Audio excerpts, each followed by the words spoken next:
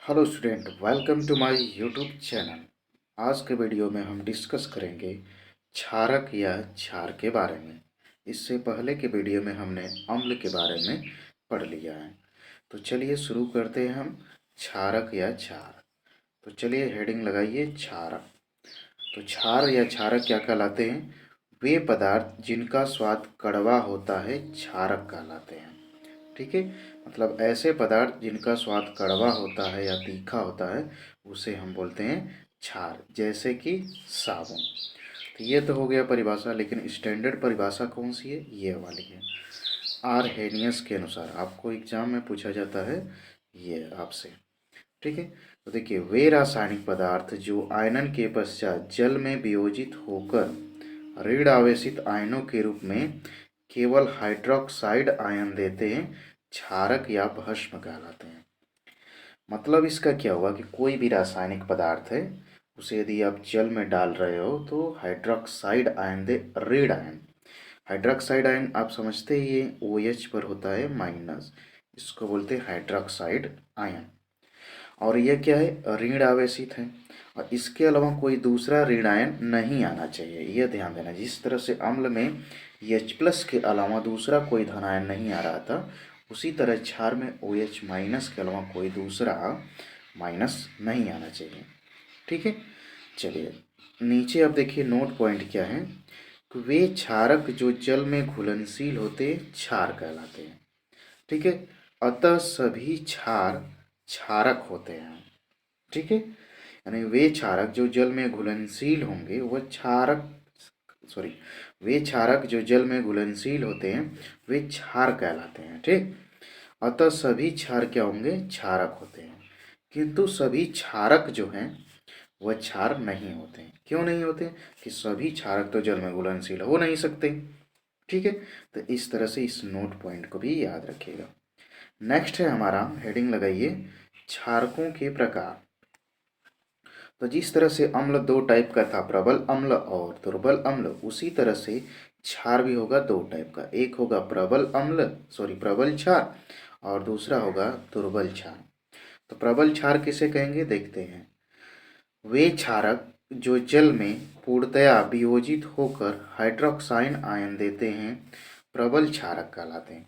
यानी ऐसे पदार्थ जो जल में घुल करके पूरी तरह से आयनित हो जाते हैं और क्या देते हैं? OH- आयन देते हैं, तो उन्हें हम क्या बोलते हैं? प्रबल क्षारक। जैसे KOH, NaOH, BaOH का ट्वाइस, यानी पोटेशियम हाइड्रोक्साइड, सोडियम हाइड्रोक्साइड और बेरियम हाइड्रोक्साइड, ये सब क्या है? प्रबल क्षारक हैं। क्यों? क्योंकि ये जल में पूर्ण रूप से घुल जाते हैं, यानी आयनित हो जाते हैं। ठीक है, नेक्स्ट है दुर्बल क्षार। ठीक है, दुर्बल क्षारक, तो वे क्षारक जो जल में आंशिक रूप से वियोजित होते हैं दुर्बल क्षारक कहलाते हैं। यानी कहने का मतलब हुआ कि कोई भी क्षारक है वो यदि जल में पूर्ण रूप से नहीं वियोजित होता है, घुलता नहीं है या आयनों में नहीं टूटता है, थोड़ा बहुत टूटता है, तो उसे हम बोलते हैं दुर्बल क्षारक। ठीक है, जैसे कि एल्युमिनियम हाइड्रोक्साइड, अमोनियम हाइड्रोक्साइड, ये दोनों क्या हैं? दुर्बल क्षारक हैं। ओके, बात क्लियर हुई? प्रबल क्षारक और दुर्बल क्षारक। नेक्स्ट है आपका क्षारकों का रासायनिक गुण। तो क्षारकों के रासायनिक गुण के, सॉरी रासायनिक गुण नहीं, भौतिक गुण है। ठीक है, क्षारकों के भौतिक गुण यानी कि फिजिकल प्रॉपर्टीज हमें देखना है क्षारकों के। तो सबसे पहला पॉइंट है, क्षारक जल में विलेय तथा स्वाद में तीखे और कड़वे होते हैं। तो जो क्षारक होंगे वह जल में तो विलेय होंगे ही, तथा स्वाद में कैसे होंगे? तीखे और कड़वे होंगे, जो कि हम पहले भी देख चुके हैं। दूसरा है, क्षारक जो होता है लाल लिटमस पेपर को नीला कर देता है। ये पॉइंट आपको याद रखना है कि जो क्षारक होते हैं लाल लिटमस पेपर को नीला कर देते हैं। आगे, क्षारक स्पर्श करने पर साबुन के समान चिकने होते हैं। क्षारों को यदि आप टच करेंगे तो जिस तरह से साबुन एकदम मुलायम होता है, फिसलता है, उसी तरह से क्षारक भी मुलायम होते हैं। ठीक है, नेक्स्ट है, क्षारक में अम्ल की भांति संक्षारक गुण होते हैं। अर्थात जिस तरह से अम्ल में संक्षारक गुण होता है उसी तरह से क्षारक में भी संक्षारक गुण होता है। ठीक है, नेक्स्ट हम देखते हैं क्षारकों के रासायनिक गुण। ठीक है, तो नेक्स्ट आप हेडिंग लगाइए क्षारकों के रासायनिक गुण। सबसे पहला है गुण आपका धातुओं के साथ अभिक्रिया। तो कोई भी क्षारक है धातु के साथ अभिक्रिया करेगा तो लवण और हाइड्रोजन बनाएगा। जैसे हम लेते हैं जिंक और क्षार कोई ले लेते हैं जैसे NaOH। ठीक है, तो ये बनाएगा आपका क्या बनाएगा NaZN। ठीक है, NaZnO2 बनाएगा। अब प्लस क्या बनाएगा हाइड्रोजन। ठीक है, यह हो गया सोडियम जिंकेट। जो NaZnO2 आप देख रहे हैं इसका नाम है सोडियम जिंकेट। और बना क्या साथ में हाइड्रोजन। क्या बना हाइड्रोजन, जो कि स्ट्रक्चर आप देख पा रहे हैं कि कोई भी क्षारक है, ठीक है, उसकी धातु से क्रिया होगा। तो क्षारक कौन सा हो गया NaOH और धातु क्या हो गया जिंक। तो इससे क्रिया होगा तो लवण बनेगा और हाइड्रोजन। तो लवण हमें नहीं पता तो सबसे पहले आप हाइड्रोजन बना लीजिए। जो बचा NaZnO2 बना, इसका नाम हो गया सोडियम जिंकेट। बाकी बैलेंस करने की बात है तो यहाँ पे 2 लगा दीजिए, यहाँ भी 2 लगा दीजिए। ठीक है, और आगे 2 लगा दीजिए, सॉरी 2 मत लगाइए, यहाँ पे क्या हो जाएगा ZnO2 है ना। तो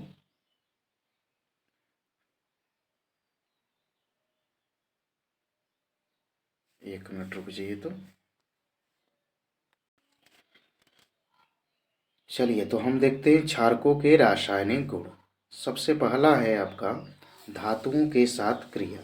तो यहाँ पर लिखा नहीं गया, हम लिख देते हैं कोई भी क्षारक है, ठीक है, और उसकी अब क्रिया आप करा दीजिए धातु से। किससे करा दीजिए धातु से। तो बनेगा लवण और बनेगा हाइड्रोजन। क्या बनेगा हाइड्रोजन। ठीक है, तो अब क्रिया कराइए। तो क्षारक ले लेते हैं NaOH और धातु ले लेते हैं जिंक। ठीक है, तो सबसे पहले हाइड्रोजन हमें पता है तो हाइड्रोजन को बाहर कर लीजिए H2। ठीक है, H2 के रूप में रहेगा हाइड्रोजन। और बचा क्या हमारे पास, जैसे यहाँ H2 किए तो यहाँ हाइड्रोजन एक आपको दिखाई दे रहा है तो इसको 2 बनाइए, तो आगे 2 लगाइए तो 2NaOH हो जाएगा। ठीक है, अब यहाँ से बनाएंगे तो ये बनेगा Na2ZnO2। ठीक है, तो इसका नाम हो गया सोडियम जिंकेट। ओके, चलिए नेक्स्ट रासायनिक गुण देखते हैं। आगे है अधातु ऑक्साइडों के साथ अभिक्रिया, यानी किसी भी क्षारक का हम, ठीक है, अभिक्रिया अधातु ऑक्साइड से करवाएंगे तो क्या बनेगा। तो जैसे देखिए क्षारक हम ले लेते हैं NaOH। ठीक, क्षारक हो गया प्लस धातु ऑक्साइड नहीं है यहाँ पर, अधातु ऑक्साइड है। तो अधातु ऑक्साइड में जैसे हम ले लेते हैं CO2। तो क्या बनेगा, सबसे पहले आप कर लीजिए यहाँ पे जल को बाहर H2O। ठीक है, अब H2O बाहर करेंगे तो क्या बचेगा। अब देखिए यहाँ पे है सोडियम। ठीक, मान लेते अब यहाँ पे हाइड्रोजन है 2, यहाँ पे और हाइड्रोजन यहाँ पर 1 है, तो इसे 2 करने के लिए आगे 2 लगा लीजिए। तो H2O इसमें से बाहर करेंगे तो क्या बचेगा, देखिए सोडियम 2 ठो बचा, कार्बन 1 बचा, ऑक्सीजन 3 बचा। तो हम यहाँ पर बना सकते हैं Na2CO3 सोडियम कार्बोनेट।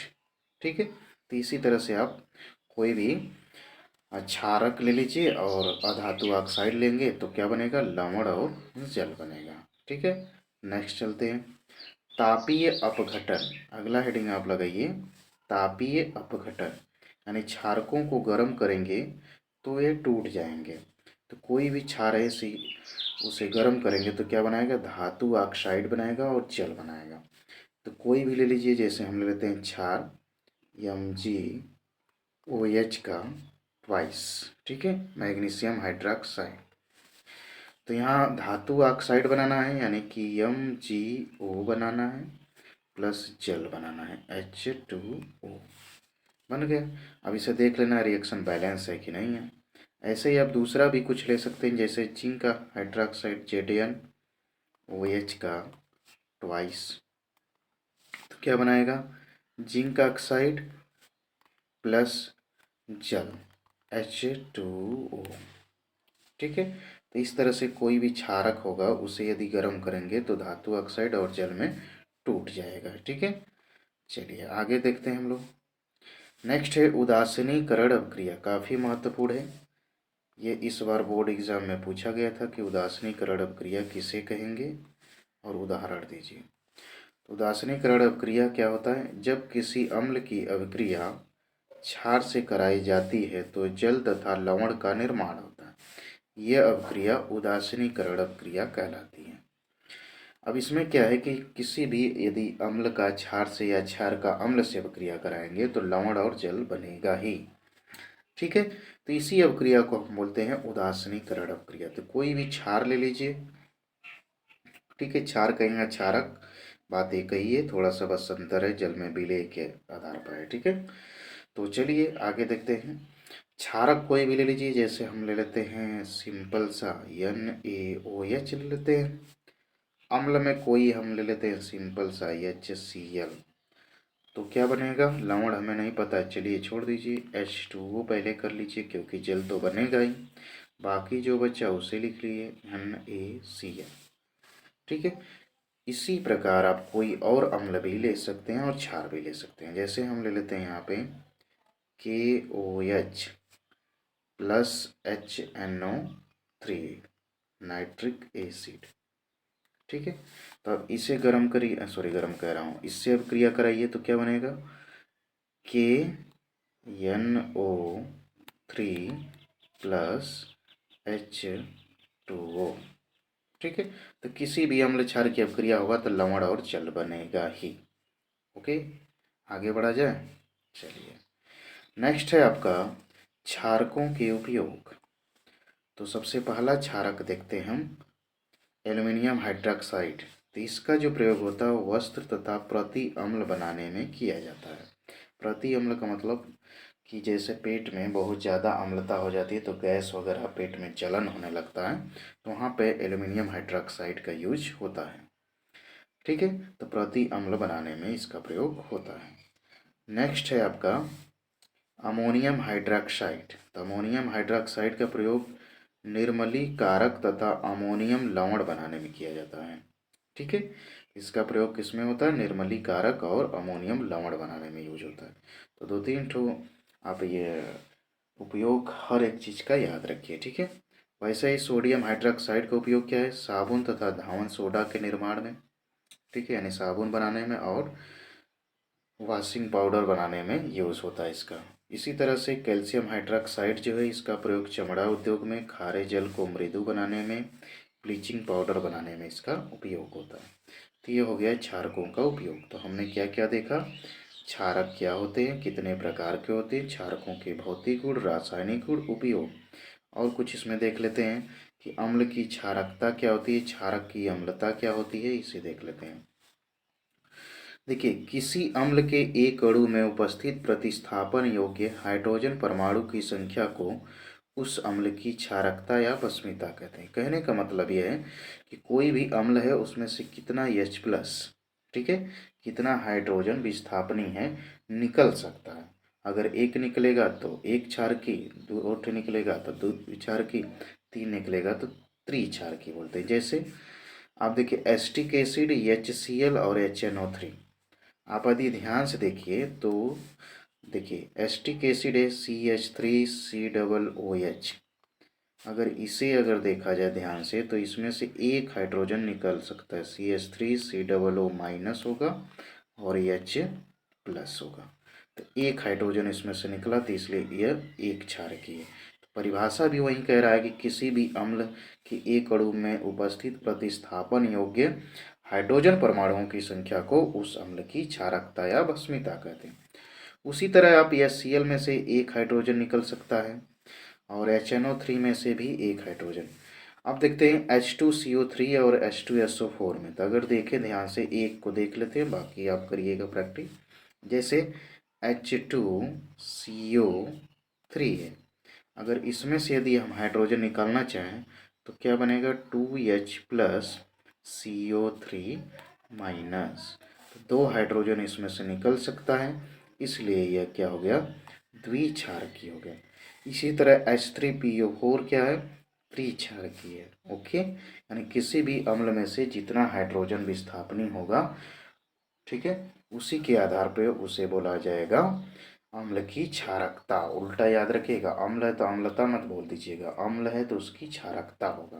क्षारकता क्या बताता है कि उस अम्ल में कितना विस्थापनी हाइड्रोजन परमाणु उपस्थित हैं। ठीक है, नेक्स्ट है अम्ल की क्षारकता। ठीक है, यहाँ पे था, एक मिनट रुक जाइए, यहाँ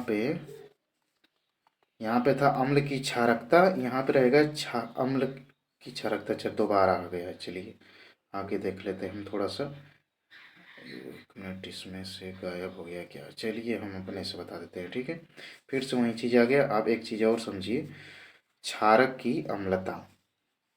ठीक है, क्षारक हेडिंग लगाइए, क्षारक की अम्लता। ठीक है, अम्लता हेडिंग लगा लीजिए। अब इसको समझिए, इसका मतलब होता है कि एक अणु कोई क्षारक है, उसमें विस्थापनी OH समूह की संख्या आपको बताना है। ठीक है, OH समूह की संख्या कितना निकलेगा उसी के आधार पर होगा। जैसे अगर पूछा जाए NaOH की अम्लता कितने हैं, तो कितना OH भैया इससे निकल सकता है, तो एक तो OH निकल सकता है। ठीक है, एक OH निकल सकता है। ऐसे ही हम पूछें कि भैया MgOH का ट्वाइस मैग्नीशियम हाइड्रोक्साइड से कितना OH निकलेगा, तो बताओगे भैया 2OH निकलेगा ना। तो अब यही हो गया क्षारक की अम्लता। ठीक है, इससे पहले आपने क्या देखा, अम्ल की क्षारकता, और यहाँ पे है क्षारक की अम्लता। उल्टा आपको देखना है, थोड़ा कन्फ्यूजन यदि हो तो अम्ल लीजिए तो उसका क्षारक से तुलना कर दीजिए, यानी क्षारक के साथ नाम लीजिए, और क्षारक लीजिए तो उसका अम्ल से लीजिए। ठीक है, यानी कि क्षारक की अम्लता और अम्ल की क्षारकता। ठीक है, नेक्स्ट देखते हैं, कुछ विशेष पॉइंट है, इसे याद रखिए, हो सकता है एग्जाम में पूछ लिया जाए। जैसे देखिए नोट में, टूथपेस्ट हल्का सा क्षारी होता है, इस कारण यह दांतों के चारों ओर अम्ल की आधिक्य को उदासीन कर देता है। ठीक है, यानी जो टूथपेस्ट आप करते हैं तो दांतों के अगल बगल जो अम्ल होते हैं, जो दांतों को सड़ाने में सहयोग करते हैं यानी योगदान देते हैं, तो यदि आप ब्रश कर लेते हैं तो उस अम्ल को क्या करता है, यह उदासीन कर देता है। नेक्स्ट है, मधुमक्खी तथा चींटी के काटने पर फार्मिक अम्ल स्रावित होता है, यानी कोई भी चींटी या मधुमक्खी काटती है तो फार्मिक एसिड स्रावित होता है। इसी कारण से हमें दर्द और जलन का अनुभव होता है। इसे हमें शांत करने के लिए बेकिंग सोडा का प्रयोग करना चाहिए। जहाँ पर चींटी या मधुमक्खी वगैरह काटी हैं तो वहाँ पे आप बेकिंग सोडा का प्रयोग करेंगे तो वह क्या होगा, जलन और दर्द जो होगा उससे आराम मिल जाएगा। ओके, चलिए आप यहाँ पे देख लीजिए, ये आपके पास है, थोड़ा सा आपको ये ध्यान देने वाली चीज़ है, क्या है कि ये देखिए नीला लिटमस है, इसको एसिड में डाला जा रहा है तो लाल हो जा रहा है। ठीक है, ब्लू लिटमस टर्न रेड लिखा है, यानी कि ब्लू जो लिटमस है वह बदल जाता है, टर्न हो जाता है रेड में। उसी तरह से बेस में क्या होता है कि यदि आप लाल लिटमस का यूज करते हैं, लिटमस पेपर का, और बेस में इसको डालते हैं तो वह क्या हो जाता है, नीला हो जाता है। तो वहीं आपने शुरू में लिखा था कि अम्ल में क्या होता है, अम्ल जो होता है नीला लिटमस को लाल कर देता है, और क्षारक क्या होता है कि लाल लिटमस को नीला कर देता है। ठीक, तो इस तरह से यह हुआ। ठीक है, तो उम्मीद है कि आपको ये वीडियो पसंद आया। यदि वीडियो पसंद आया तो वीडियो को लाइक करिए, चैनल को सब्सक्राइब करिए, अपने फ्रेंडों को शेयर करिए। तो आज के लिए बस इतना ही, थैंक यू।